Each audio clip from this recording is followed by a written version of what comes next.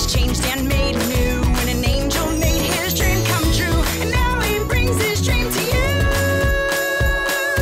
And it's Spoonful, Paolo. Hey everyone, and welcome to Spoonful of Paolo! Okay, I am so excited because today we're talking with spiritual author and lecturer Marianne Williamson. She's published 10 books, and 4 of them have been #1 on the New York Times bestsellers list. She's also appeared on Oprah, Larry King Live, Good Morning America, Howard Stern, and more. But today, she's going to be on a Spoonful of Paolo. Okay, so let's prepare. Center yourself, everyone. I'm ready.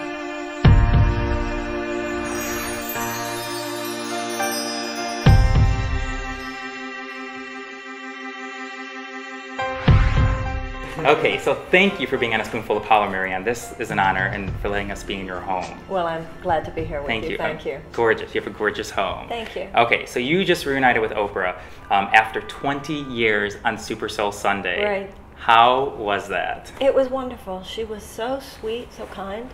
And then she did the 2-hour special, Yes, you know, with the old shows. Yes, yes. We got to laugh at our hair and our shoulder pads. And she was just so honoring and kind. So it was lovely. Oh, yeah, that great. is so great. That's just one episode I can't delete off my DVR because it's like Oprah said, there's a lot of tweets in it, a lot of aha moments. And I know you still have it on your website, marianne.com, correct? That you still have it. So if you haven't seen it, which you should have, you can always go to our website to take a look at it, okay? Okay, so now you are the teacher, and I want you to give us a report card on our progress over the past 20 years since A Return to Love has been published. Who is our report card? Well, the universe. Where are we? Where are we? Like from 20 years ago, are we getting better? Well, first of all, there is no monolithic we. There are billions of people on the planet and over 300 million in our country alone. But it does seem to me that we are living at a time where some of the more constricted forces, fear-based forces, and really frightening forces are getting more constricted and more fear-based and more frightening. But at the same time, everything that is expansive and more open-hearted, more compassionate, and more enlightened, that is growing as well. So it feels to me like there are these 2 parallel tracks, and in a certain very real way, it's a race for time. It is. Yes, it really is. It's a race for time. I do believe that there is an emerging generation, that there's an emerging consciousness that will take this world in a survivable and sustainable direction into realms of creativity and possibility that we've never even seen before. But our task, and it is a very urgent and very serious task, is to keep the world from falling apart before this new energy has a chance to make itself manifest. Yes. And with things like global climate change and wars of terrorism, clash of civilization, nuclear arsenals. God, it's scary. Our task, our mission to right the ship where we can is critical. You know, for me, for my report card, the problem that I have, especially in this business, is maybe you know, is that, you know, it's hard for me to be present when I'm always thinking of the next thing to do. And I was doing pretty good before I started the show, but now it's like I'm always trying to be ahead of it. And sometimes I lose that moment. Like right now I'm here and I'm feeling your energy and it just feels great. But I sometimes lose that, and I try to remind myself, Paolo, slow down a little bit, feel what you're feeling. Well, it's ironic, isn't it? Yeah, because sometimes it's your spiritual practice that allows you to attract greater abundance. Yeah. But then once you've attracted it in the form of money or success or powerful projects such as this, I love it. You start to actually take away your commitment to the very things that brought that to you. It's like, okay, thank you, God, for taking me here, but I'll take it from here. So if you're having a successful project, that's all the more reason to practice that which centers you, makes you fully available in the present, makes you more capable of personal dignity and elegance rather than stress-filled rage and craziness. I will remember this. Yeah. I'm going to keep saying, and you guys count at home, I'm going to say that she's just brilliant. I listen to you, I'm like, you're just a master. Thank you Brilliant. very much. Well, you seem pretty masterful at what you're doing. Well, thank you. Okay, and I'm wondering now, do the small things ever bother you? Because, you know, for an example, I'm just pitching you on the 405 freeway, someone cuts you off. Right. Do you stay there and center yourself and you're very present and it's okay, or do you lower the window and... Well, no, on the freeway, I'm okay. In cars, I'm okay.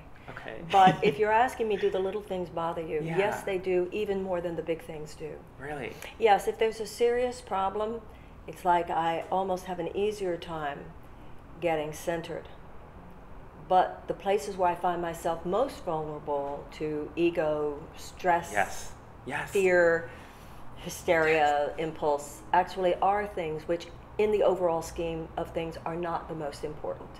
And even that's a lesson, because I have to face the fact that there's something about the way I'm ordering my life or setting things up in my life that is off if those little pieces of stress confront me as chronically and as often as they do. And that's actually what I'm working on right now in terms of my own circumstances. Okay. What do you think your purpose in life is? I think all of us have the same purpose in life, and that is to love. To Oh. love. The Course in Miracles actually says Yes. the purpose of your life is to be happy, but the only way to be happy is to love. I could cry. You just said that. It's true, because I was going to ask you, do you think we all have a purpose in life? And we do, and it is to love. That's right. Oh my God. And be loved. And be loved. And be happy. Because then life is great. That's it. Oh, okay. For some people who are struggling right now with whether it's financial difficulties, just they're unhappy in their marriage. Right. What would you say that they can tell themselves, just something that would keep them going through this difficult moment? Just one thing that they can remind themselves and say, hey, I saw Marianne at Spoonful of Paolo, and she said this, to keep that in mind. Well, on one hand, open your heart. That one thing would be open your heart to whoever you're upset with, to whatever situation where you feel stressed, whatever situation makes you feel angry, whatever situation makes you feel fearful. Just open your heart to whoever and whatever it is. And remember the deep humanity, and try to think of other people with the same mercy that you feel that God accords to you. Having said that, however, Americans really need to graduate past this, give me one thing. That would be like saying to a trainer at the gym, can't you just give me one exercise that I can do? Well, actually, there isn't just one exercise. There is? Sorry. Sorry. You know what I'm saying? Because you got the legs, you got There's the more than just arms, one, you yeah. got the abs. And I think that when it comes to God, we go into this, well, just give me one thing. Yeah. And that's immature thinking. Yeah. So the one thing is who am I not forgiving? But there are many principles that go along with that, such as only what I am not giving can be lacking in any situation, that every encounter can be a holy encounter, to blast every situation before you even go there with love, to have faith that the universe is self-organizing and self-correcting. But once again, it's an accumulation of principles that make up the real spiritual toolkit. That's why those of us who write books about these things, we're not thinking in terms of just tell them one thing. Yeah, it's true. I'm going to say it again. She is brilliant. Oh, you're so you sweet really to are say brilliant. that. Thank you. Politics, spirituality. I think two different things, okay? Well, yes. But you are bringing them together. I want you to talk to us about Sister Giant. What exactly is it? When we talk about spirituality and politics, we're talking about what role does conscience play? What role does compassion play? We have immense amounts of unnecessary human suffering on this planet. We have, even in this country, we have 23.1% child poverty rate. Out of 35 developed nations, our child poverty rate is so high, it's second only to Romania. Yeah. I know. We have the highest incarceration rate of any nation in the world or any nation in history.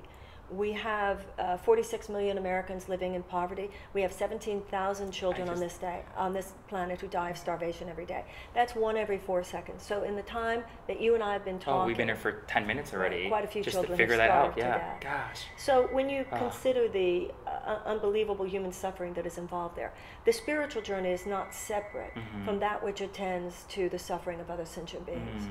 So to me, there's a shift that people are yearning for, that many of us are yearning for, which is a shift from economics as the ordering principle of human civilization to love and humanitarian values as the ordering principle for human civilization.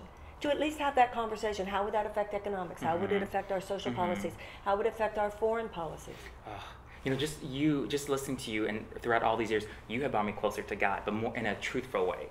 And it's amazing, because sometimes people are afraid to come to this journey, and I kind of was in the beginning, but just doing all the reading and doing the work, it just brought me closer to God. So it's really an honor to sit here with you. So I was going to say it was an honor to hear you say those things. So Thank you. And you have a book coming out, I believe, don't you, soon? When is it coming out? It is coming out in mid-November, and it is called The Law of Divine Compensation on Work, Money, and Miracles. Wow. Because what happened was, when the recession hit and it was just so intense, I did just a free conference call. Okay. And then a publisher said, take the transcript of that call, because I think a lot of people would like to hear these principles. Yes. How do miracles apply? How does spiritual principle apply? How does the notion of an infinitely abundant universe and miracles and how love breaks through all obstruction, how do you take those basic principles of miracle-mindedness and infinite possibility, and that there is no order of difficulty in miracles,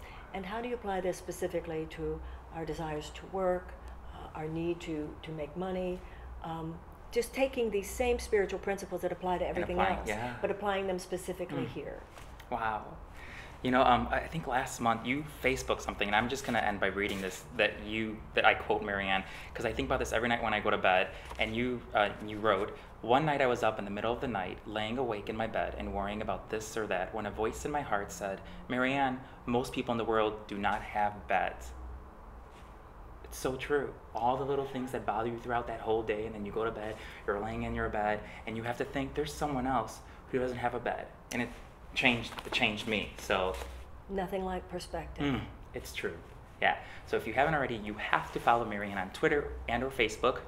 It'll just make your day, because she's brilliant. So I thank you for being on A Spoonful of Paolo. Thank you. And in your home. Thank you. And make sure that people know about sistergiant.com. Yes, exactly. So go to the website. You're going to see all the way in the bottom. We'll have everything. Go to spoonfulofpaolo.com. All the information will be there, okay? So thank you so much. Thank you so much. You're brilliant, you're a genius, and you're beautiful. Right back at you. Takes one Yay. to know one. God bless you. God bless you. Thank you. Thanks, everyone. We'll see you next time at A Spoonful of Paolo. Bye. Yay. You're so dear.